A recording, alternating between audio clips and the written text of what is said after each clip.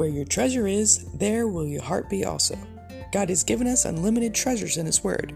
Every time we open it, we can discover a new treasure or admire an old one. What will we find today? Let's dig in. Here's Carla Early with Treasure Hunt in the Word.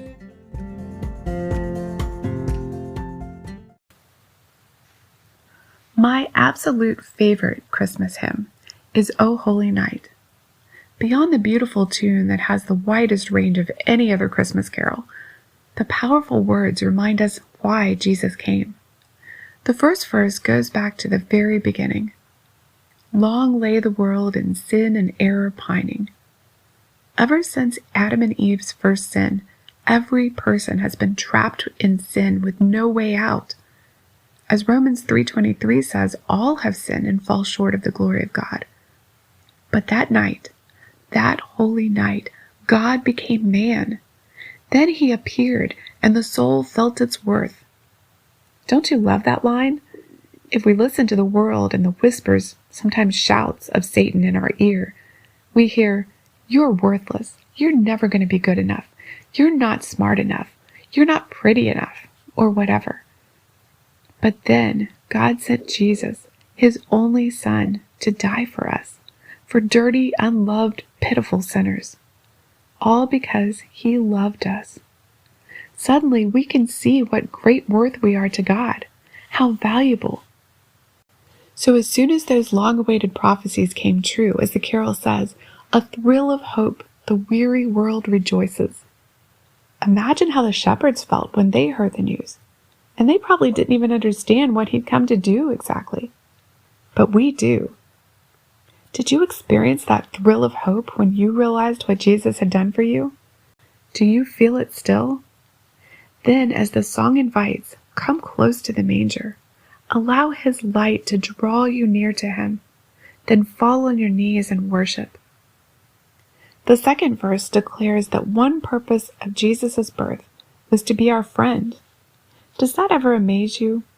The God of the universe, the one who created the stars and billions of people on earth, has chosen you to be friends with. In fact, He came to earth and became one of us, so He could identify with us in every detail of our lives. The hymn says, He knows our need. To our weakness, He is no stranger. The third verse reminds us of what Jesus taught us, to love one another. He said it over and over. God loved us, so we should love one another. It was Jesus' new commandment to us. 1 John 4:12 says that if we love one another, God abides in us. It's like He's loving others through us. One part of verse 3 sounds like it was written by an abolitionist during the pre-Civil War times in America. That's not exactly how it happened. The original poem was written in France, the year before slavery was outlawed there.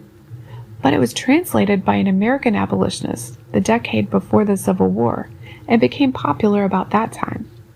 It says, "Chains shall He break, for the slave is our brother, and in His name all oppression shall cease."